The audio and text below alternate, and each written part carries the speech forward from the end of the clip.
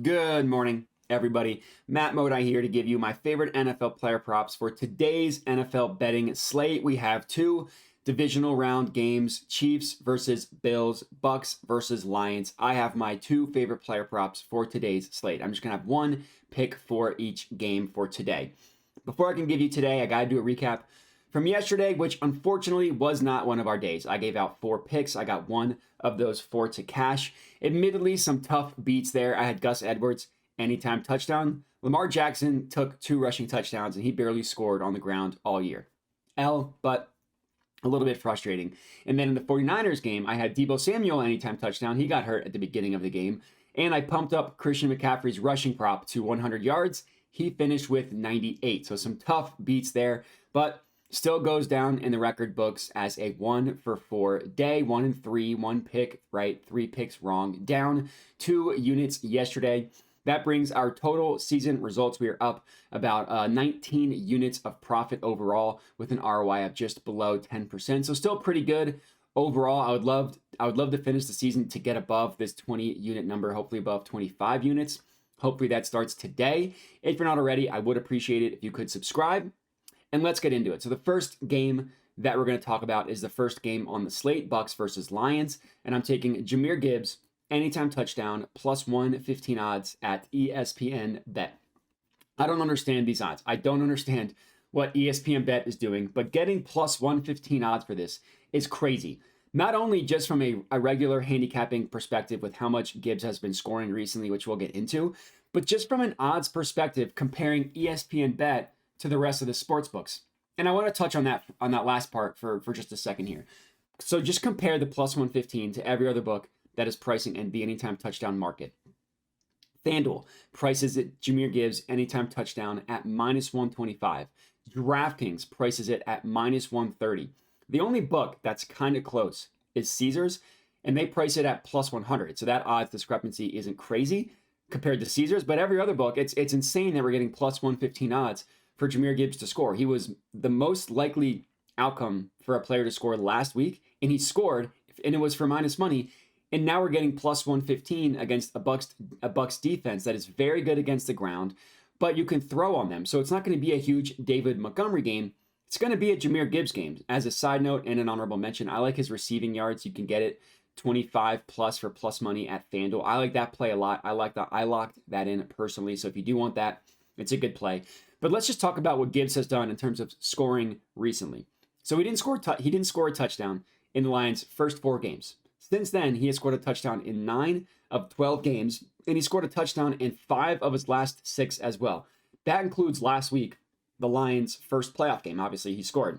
He also has scored an astonishing a total of 6 touchdowns in the Lions' last 5 games because he has 2 games in this stretch in which he has scored 2 touchdowns. Now, yes, David Montgomery is always going to be the guy inside the 5-yard line. Those are the high leverage plays. That is true. Montgomery, you're not getting nearly as good odds as you're getting on Gibbs. But Gibbs is so explosive that he can score outside the 5-yard line. He can score from anywhere, including how creatively the Lions use him still in the red zone, just not at the 5 and beyond. They use him at the 20 and beyond, something like that, like in the actual red zone. And the work he gets, he's actually more efficient than Montgomery. Jahmyr Gibbs has 36 rush attempts inside the 20. He has 7 touchdowns on those. David Montgomery has 51 carries, and he's got 10 touchdowns. So Gibbs is a little bit more efficient. Yes, Montgomery has more, but for this game, I think this is going to be a Jahmyr Gibbs game in general. I like his, again, receiving yards, but we're officially tracking whether he gets into the end zone or not. That's our first play. Next up, obviously Chiefs versus Bucks game. Isaiah Pacheco, anytime touchdown. This is also plus 115 odds, but you get this one at FanDuel. Another running back, anytime touchdown that I just don't understand what the sportsbooks are doing with the odds. I think, again, getting plus money for Pacheco to score is a gift. If you've been tracking Pacheco since he came back from his injury, he's been minus money to score basically every single week, including last week, in which I did take him on our stream to score a touchdown. And he did. He came through for us. All he's done is score touchdowns since he came back from injury. So it's another situation where I don't understand what we're doing here with the odds at plus 115. It's another good price when you compare the plus 115 to the rest of the market. And it's something that I will gladly gladly take advantage of. Now, the weather for this game, it's going to be cold and it's going to be a little bit windy, but it's going to be manageable. It's going to be basically the kind of similar to what the weather was like for the Bills game last week. Passing will be somewhat limited, somewhat affected, but it's not going to be crazy. It's not going to be like they're not able to pass and the offenses can't do anything. It's mostly going to be a normal game. So with that in mind, let's look at what Pacheco has done in terms of scoring the past, or let's look what he's done this year.